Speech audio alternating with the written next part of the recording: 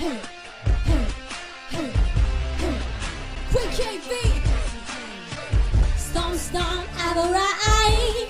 Drop the beat, nasty face. Why you looking at me? Boom, boom. Pull me a bit. No pretty drinks, I'm a guy out here. Rolling. Money like a pimp. I'll be at TCH's on my doink like this. Dirty sucker. You think I can get hurt like you matter. You can do it like a man, them. Hey! Do it like a man, damn. Sugar. So what I'm here to talk about today is the societal standards of society, which there are 3 that I don't approve of. Number 1, there are some things that this world expects us to understand that I don't yet understand. And I don't know why we have to understand them.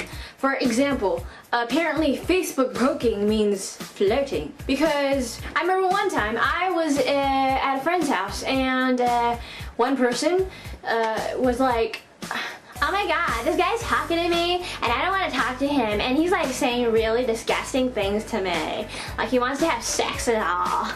And then my other friend was like, well, just end the conversation with him, you know? It's easy, you just log off chat. And so she did, and she was like, okay, I'm done. And I was like, good. And then me and my other friend, we saw a notification on the corner of the page. It said, blank poked you. And guess what she did? She poked him back. You know, the thing with me and poking is that I just poke for fun. If someone starts to poke me, I'll just poke back and just continue to do what I'm doing, you know? I've been having a poke war with my friend Ashley Cunha for like a couple of years now, and it's second nature to us. And if a guy pokes me, I will poke him back and do whatever I'm doing. It was normal to me. But then my friend was like, wait, did you just poke him back? What are you doing? And my other friend was like, what? I just poked him back. And then the other friend says, poking is flirting. And I was like, really? I looked at my other friend and I was just like, I'm just as confuzzled as you are. Okay, well I understand poking if you're poking someone physically. I like you. But it's Facebook. Quinn KV poked you. It was just a little button to me, and it still is a little button to me. But if you crazy folks really believe that, and if you're poking me to flirt with me, I don't get you. Number 2, looks are apparently super important in everything nowadays, and I believe that if you're in love with someone, everything about them will become beautiful to you. And I know this one guy who I think his girlfriend is and I will never tell him or her that I think that. And I have a lot of friends with girlfriends, so it's not you. But anyways, he told me he fucked her and they're having a lovely time together because he's in love with her. And I'm telling you, it's true. If you are in love with someone, you will fuck every single wart on their booty. But yeah, apparently looks are super important in everything nowadays. You have to be handsome to be an actor. You have to be you have to show your cleavage to be a singer nowadays. Thanks, Beyonce. I learned a lot from you. And Adele, one of the greatest artists in the 21st century, is still being criticized for her voluptuous figure. Girl, I love your figure. You're beautiful. My last ex-boyfriend was very voluptuous. So I really don't care. Now I admit, first impressions before you hear the opposite sex open his or her mouth. You look at them. You don't smell them. You don't do this until much later. And you definitely don't taste them because that's disgusting. But you look at them, and it's true. Yes, we do look at people's looks first, and that is a natural thing to do. But taking it to account, he has to have blue eyes, he's gotta be muscly, and he's got to have a mole where Madonna has one. For me, looks aren't really on my checklist for the dream guy.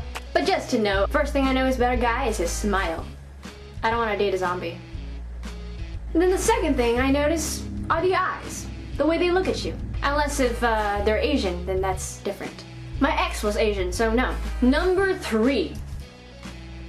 Now this has something to do with number 1, the whole social networking thing. Why can't we just go back to the times where you wrote letters to each other? The words I love you didn't have to be said for the first time over text.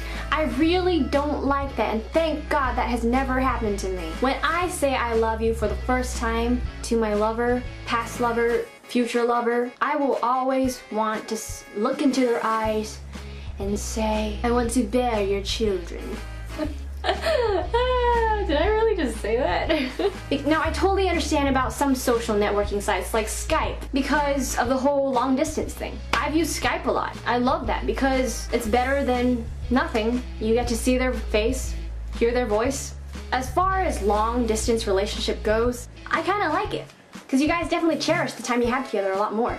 And honestly, no offense to my city, no offense San Jose, but I would not date a single soul from my city again. You want proof? My first boyfriend from San Jose. How long did we last? 5 days. My second boyfriend lived in San Francisco. How long did we last? 1 year and 5 freaking months. So in those cases, you know, it's acceptable. I understand, but I'm tired of seeing a whole bunch of ILY said over text, said on Facebook. Why can't we just go back to the old times? Okay, I know, I'm a little old school, but can you blame me? I'm an old soul. I listen to jazz. I watch Frank Capra movies. My first crush was Peter Pan. Peter Pan, say what?